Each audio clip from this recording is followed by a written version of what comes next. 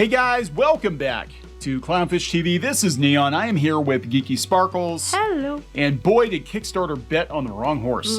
And when I'm saying they bet on the wrong horse, I'm not talking about their recent announcement that they were going to move to blockchain. We're talking about the creators they've been courting for the last 5 or 6 years. The creators who were very much pro gatekeeping, the more progressive creators, a lot of them activist-minded, and a lot of them very happy that Kickstarter was keeping the wrong kinds of people off of the platform. They flip and start a union, and it wasn't for financial reasons. It was for so they can control what projects got published. And they were mad when people that were in charge said that it had to be even-handed. If you're blocking one book, you can't have Punch All Nazis as a book that you're funding. That should have been a pretty good indicator that they had the wrong audience, because their own employees were not focused on making money. They were focused on keeping Kickstarter kind of a boutique publishing operation. For them and their friends. For them and their friends, comic book creators, independent comic book creators, independent tabletop gaming creators. That, just look at the last couple of years with comic books. Like Boom Studios tried to go to Kickstarter and they tried to shame them off of the platform. And they stuck to their guns and they made millions of dollars. Right, well, this has been going on for years. I remember Archie, was that the first one? Was one of the Archie, first ones that did it? And they had to pull their campaign down because these people had hissy shit fit, because in their mind they were taking something from them. And it's like, they weren't going to back your crap anyway. They were going to back the public. They came in to back Boom. You may have lucked out. Someone might have stumbled upon your stuff. You're actually probably were more chance of getting backed with them being there than if they weren't there. So somebody at Kickstarter, after all the problems, decided they wanted to make money. And it was interesting that they used the pandemic to basically break up the union. Because they had the union, they had Camilla Zhang, who was their comic book outreach person, who was, as I understand it, behind a lot of the gatekeeping at Kickstarter, a lot of the wrong people being sort of shadow banned or outright kicked off the platform. And when they hit a rough patch at the beginning of the pandemic, they're like, hey, you guys are all out the door. And then later that year, they're like, hey, we had our best year ever. Yep. Shocker. So now they made the announcement that they're going to move to blockchain. And part of that is they're also going to, I guess, license out their technology. So if you're an independent site owner or you want to start a competitor, you can use whatever the Kickstarter engine is, basically, to run crowdfunding on your website. Now, financially, that's a very good idea. Yes. Because Kickstarter has become synonymous with crowdfunding. However, these creators are not real happy about it. In fact, no, because they're like, well, people can just take it. We can say, no, we don't want them on here, and they can just pay for the thing on blockchain and do it themselves. Yeah, and they're going to disguise it with concerns about the environment. I don't think that is actually the root of the issue. If they were so damn worried about the environment, they wouldn't be on Twitter all day tweeting their ass off, because guess what? Every time you tweet, it puts out emissions. And they're like, well, all together, in a year, they have 50 million tweets. And like you said, 10 years ago was... a metric ton. Yeah, 10 years CO2, ago. Per day. Twitter is much larger now. And people are a lot more... I see people, and they tweet like hundreds of times a day. Because they're like out there trying to stir up shit. So yeah, you might be like, well, me, myself, isn't doing that much. Yeah, you times all your friends and all your alt accounts, it adds up. So if you're so damn worried about the environment, stop tweeting all day. Yeah, that would actually help. In fact, there have been calls for people to stop streaming as much video, for them to, because really it's not specific to Bitcoin or to blockchain. It's the internet. It's the internet. The internet is using energy. And it does translate into carbon emissions. And while you're at it, don't use electricity and don't use heat and don't use all those things. Because, half the shit you do a day, three-quarters or more things you do a day tie into this problem. Yeah, so stop living. It's very selective. Again, very selective. I mean, if you told these people to get the hell off of Twitter and go live in a shack and stay off the internet, there's no way in hell they're going to do that. But because it's fashionable now to dunk on Kickstarter, and we'll talk about this because there does seem to be more going on in the background with, especially in comics, than what meets the eye. And so let's talk about this. This is the fallout. Before we get into it any further, please subscribe for more pop culture news, views, and rants, guys. Over 247,000 subs. Thank you so much for the support. We're almost at 248. Oh, we really? Yeah, we're only like 100 away. So if you could, really? yes, Hit the subscribe button. We're hoping for 250 by Christmas, if not New Year's. That'd be 250,000, which is crazy to think about. Oh my goodness! I mean, just in the last 2 years, the channel has blown up. I didn't know we were that close. I also want to point out that has nothing to do with this, but happy Gotcha Day to our Rio Oki kitty, because it was around this time 2 years ago that we Gotcha Day. That's what you call it, Gotcha Day, when you got your pet. Oh, okay. And I know the day because it was a week before Christmas exactly, and that's the day we got Rio Oki. Yeah, AKA Okidokes. Okidokes. And it was on Gotcha Day. He's a good kitty. Yeah, like I thought you were pranking him. I was pranking him? Gotcha. No. No, he's my baby. I just see you like, got your nose. He's like, oh no, my nose. He run no. Away. Okay, because he makes that face. He always says that, oh no. Anyway, he's so cute. Nobody who's listening to this understands what we're talking about. So let's talk about this. Mashable has an article on it. Kotaku has an article on it. We're going to talk about the fallout from Kickstarter. Again, courting the wrong people. This is kind of what happened with Spotify, too. Mm-hmm. You courted the wrong people, then you brought on Joe Rogan, and then your employees wanted to decide the terms of the company's business model. Well, it seems like there's a lot of employees at companies who think they should get to decide the terms of a business model. Yep. So it's not good, big. It's not enough that you got yourself in some some seat that's already been built for you to do activism. Now you think you should get to control everything, and people should literally drop dead and have no jobs ever because they didn't vote the way you wanted them to. Yeah, so this isn't going to go well. Kickstarter said it's moving to the blockchain, and creators are pissed. Decentralized frustration. Kickstarter is embracing the blockchain, sort of. They talked about their plans. It's been about 2 weeks. It's been a little bit, yeah. Yeah. They made it clear that Kickstarter.com will be built on top of the protocol. So again, they're creating like a decentralized Kickstarter engine. They don't know what it's going to be called yet, but Kickstarter.com will use that engine, but they will also license that technology out to other people. And I think eventually what will happen is you could have your own website. Mm-hmm. And you could run the Kickstarter engine on your website and basically create a competing crowdfunder. Which would take about the same amount of energy as it would to run the campaign on Kickstarter. Yes, but you do it on your own website, your own terms. So they were okay with it when it was all on Kickstarter and they were spending all that energy and environmental CO2 emissions when it was their campaigns on Kickstarter. Yeah. But now they want to license it to the wrong kind of people. That's bad for the environment. Yeah. I think it's bad for the environment now with all the bullshit in the air. While the specifics of the creator concerns vary, they seem, vary. It's about gatekeeping. It's not about the environment. They seem to break down into two main buckets: the potential environmental impacts of moving Kickstarter onto the blockchain. Doesn't matter if it's Kickstarter or whatever site you use. Don't use crowdfunding at all, which we're going to talk about that in a minute, because they still want to use crowdfunding. And Kickstarter campaigns being damaged by being associated, however distantly, with cryptocurrency scams. Again, these are scapegoats. The real issue is, especially with comic book people and tabletop people, they had Kickstarter locked down. They had it locked down, and now it's like, oh shit. They were deliberately throwing shade at Indiegogo, a competitor, once they started hosting the wrong kinds of people. And I mean, No, that's not why. Indiegogo got bigger than Kickstarter, and they were pissed about it. Yeah. Because for years, Indiegogo was the backup plan that most people didn't want to use because it didn't have the name recognition. It didn't have the for the longest time. It only did the whatever you got, and it didn't do the all or nothing. So if you needed $10,000 and you got 1,000, you still had to fulfill that campaign. Then they changed it to the all or nothing, or the what you get is what you get. You can choose. Kickstarter got pissed because Indiegogo started bringing on the people you said got bigger campaigns than they were getting, but they did it to themselves. Yeah, the reason that people migrated to Indiegogo was that Kickstarter was gatekeeping, and there were a couple of very prominent examples of this happening, especially comic book projects. So people migrated over to Indiegogo, and they blew up. I mean, we've had many $1 million plus, $100,000 plus, $500,000 plus that projects. would have been on Kickstarter. That would have been, yes. Had they not done what they did. Right. So again, they have nobody to blame but themselves here. Here's a typical response. I joined the platform 12 years ago and have run 10 campaigns. I've seen some of these, and I've made $35,000 in 10 campaigns. I have a special place in my heart for Kickstarter, but I'm not backing another project till y'all walk this back. Why? Because carbon. Because look, I don't use cryptocurrency.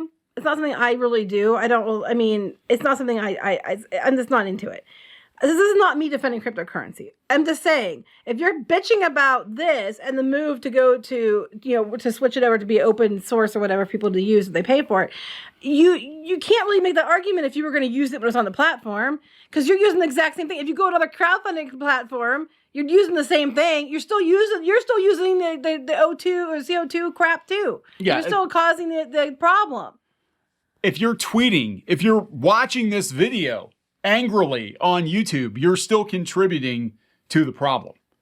It's... So that's not what it's about. No, don't say it is, because then, stop tweeting. Stop tweeting, right? Save a tree.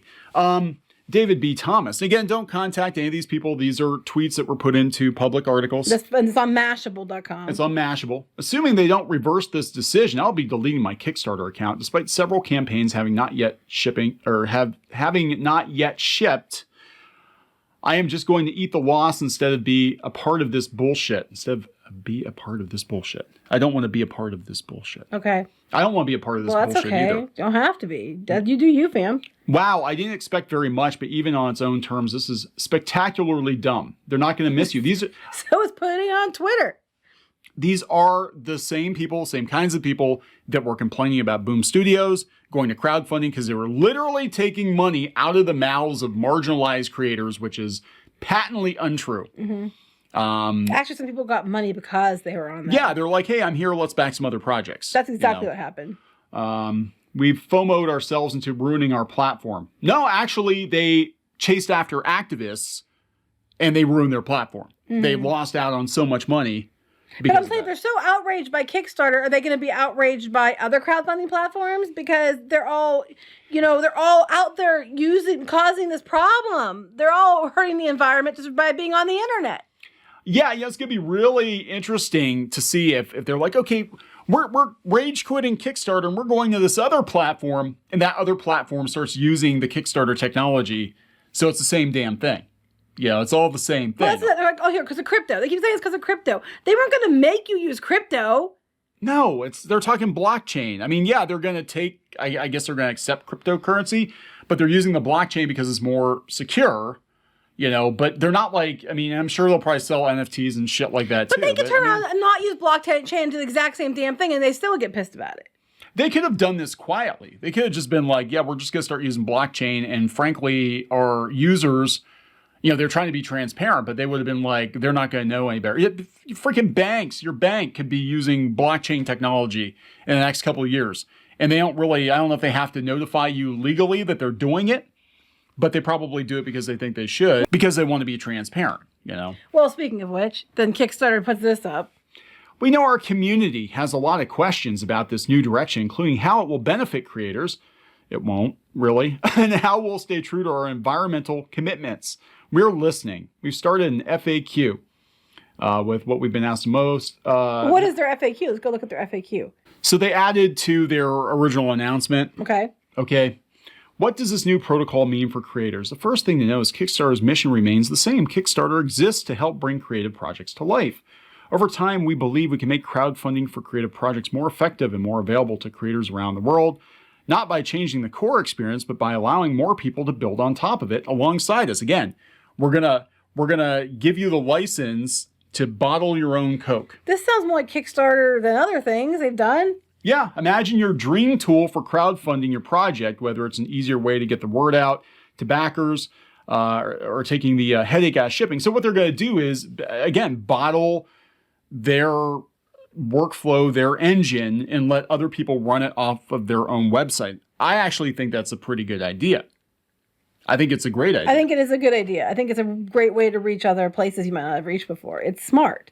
The new protocol is going to be developed by a new entity separate from Kickstarter PBC. We expect creators will benefit from the improvements made via the community's contributions to the underlying protocol, blah, blah, blah, blah, blah. Basically, we have hit a ceiling on how we can make money off of Kickstarter.com. How can we make additional money? Oh, we'll bottle Kickstarter, sell it to other people, and then we'll take a cut of that money too. But you can't tell people they can't do it. You can't, right. And then, here, does this mean, here you go. Does this mean at some point you'll only accept a cryptocurrency? No. Backers can still use normal credit card, debit cards to pledge to campaigns, and creators can continue to receive local currency to fulfill their projects. you won't be required to back projects or accept funds in cryptocurrency. So let me again talk about banks. You do realize you can buy crypto on PayPal now, right? Mm-hmm. But they didn't make a big deal about it. But you can actually convert your PayPal money into crypto. You can do a lot of these things that you guys probably use every day. They have cryptocurrency ties now, right? You know that, right? No, they don't, because they didn't announce it. They just did it. Mm-hmm. Or they announced it, but it was only on tech blogs because creatives get a hold of things, and a lot of creatives, frankly, don't understand how the back end of this stuff works. So they get their panties in a bunch about, legal misunderstandings. That's a big one. And technology, not understanding the technology, not understanding the business decisions behind creative decisions. And they get themselves in trouble because then they just go out to Twitter and blah, blah, blah, blah, blah, blah, blah. I'm going to boycott this and boycott that and boycott. And then it's like, you might as well just boycott fucking everything at this point. Right. Because if you're honestly mad about what you say you're mad about, then you're going to find yourself in a corner here. Yep. They said that the environmental impact, they said, no, we're still, doing our charter that we took as a public benefits corporation. Mm-hmm. We reduced our carbon footprint by nearly half.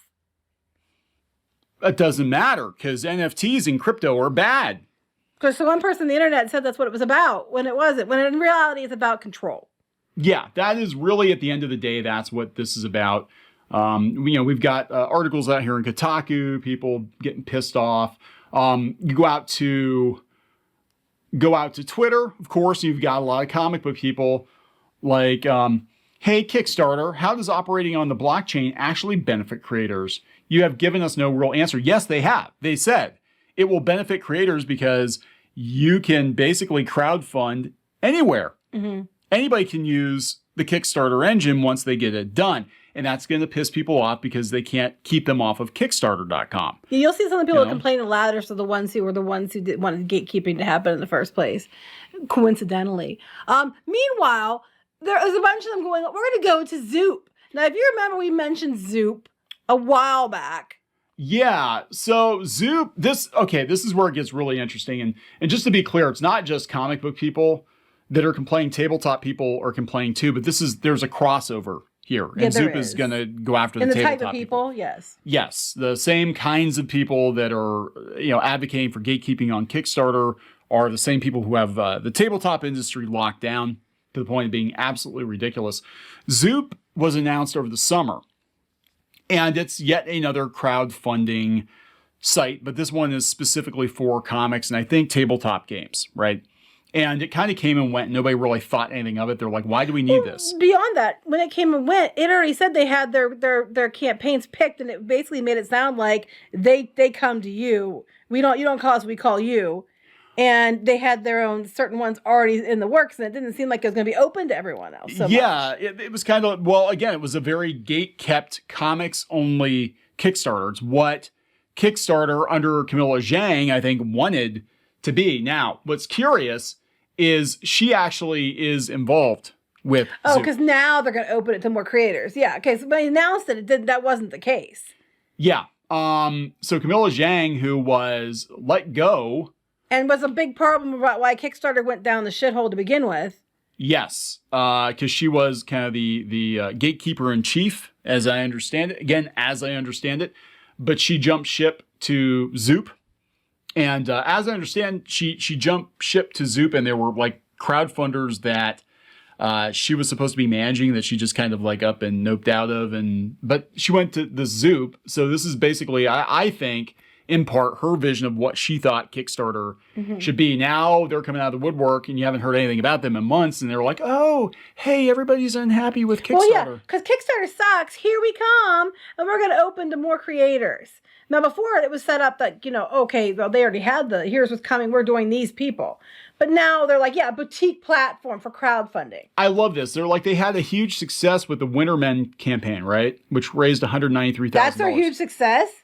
You do realize that on Indiegogo and even Kickstarter, there are campaigns that have much, much more success than that. But again, you can attribute that to, it being a platform that people come to looking specifically for comic book projects.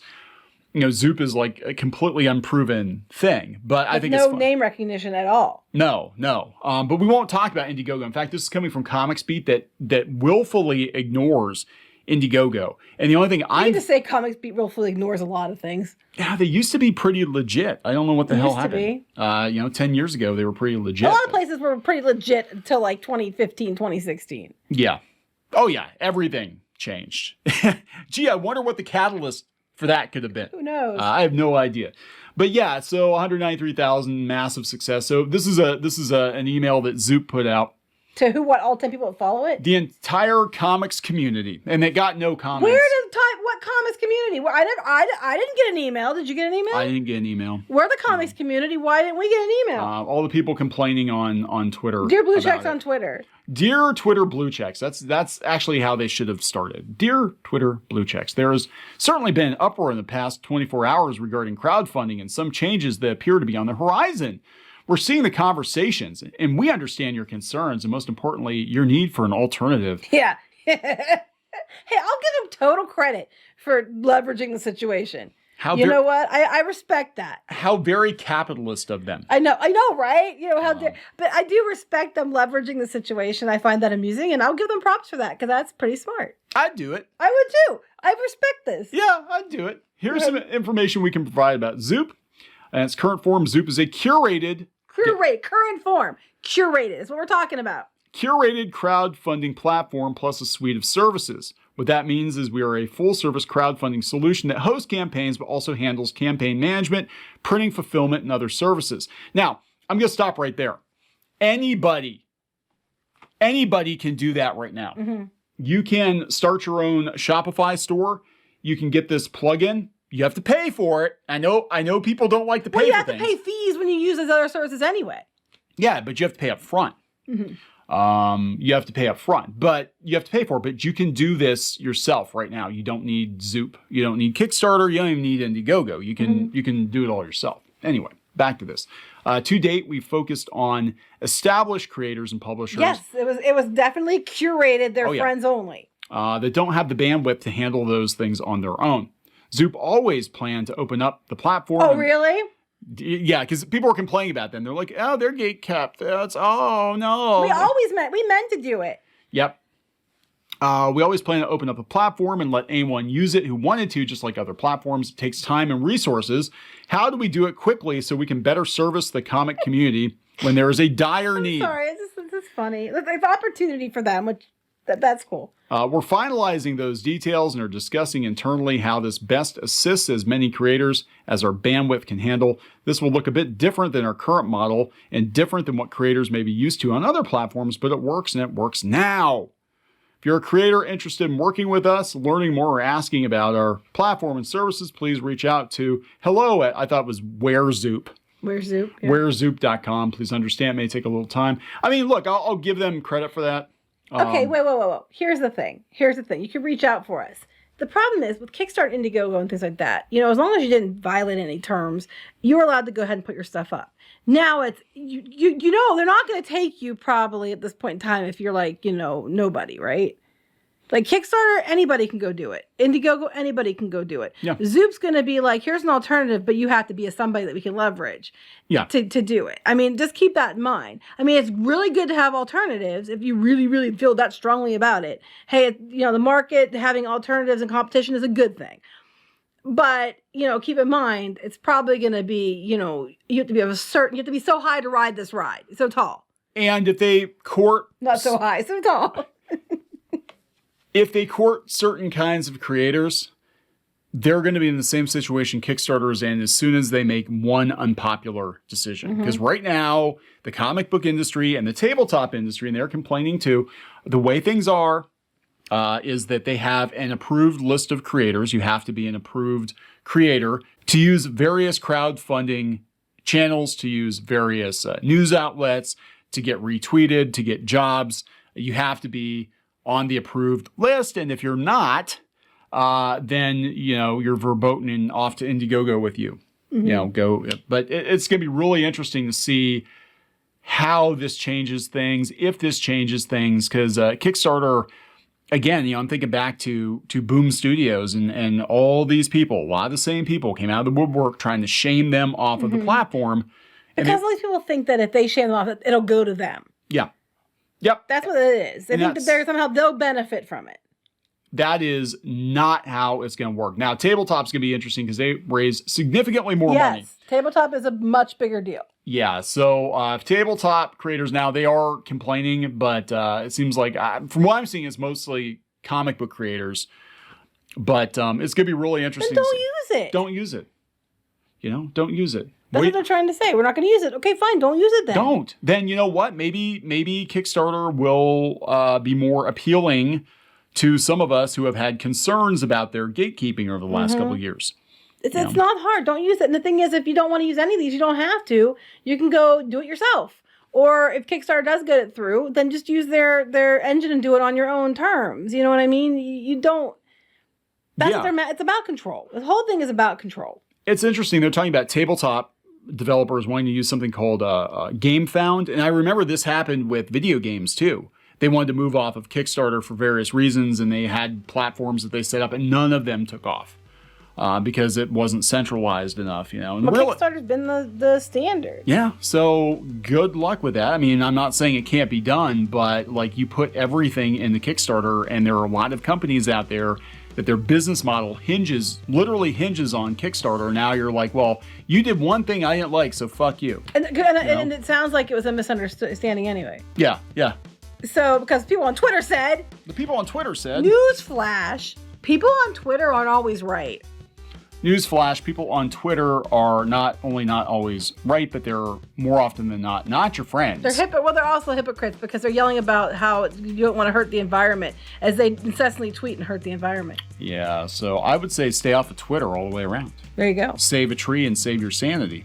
Save your business. Then there's other ways you can do crowdfunding. You don't have to use Kickstarter if you don't want to. Yeah. And having Zoop, I think more options is a good thing. And the fact that, it creates, what's a capitalistic idea. But there's competition. Yep. And there's competition, so it's better for the consumer. It's a good thing to have competition. I'm not bashing on any one of these sites. I just think it's funny because Zoop was so, we're so curated. We're up our own ass. And now, we're going to open up to everyone because Kickstarter is a problem. And you're going to inherit all of Kickstarter's problems. Mm-hmm. All of the problematic creators that are out there tweeting up a storm every day in, day out. You're going to inherit all those creators. So good luck, Zoop, with that. You're never going to make them all happy. Nope. All right, we're going to wrap it up. Yep. Please subscribe for more pop culture news, views, and rants, guys. We'll talk later. Bye.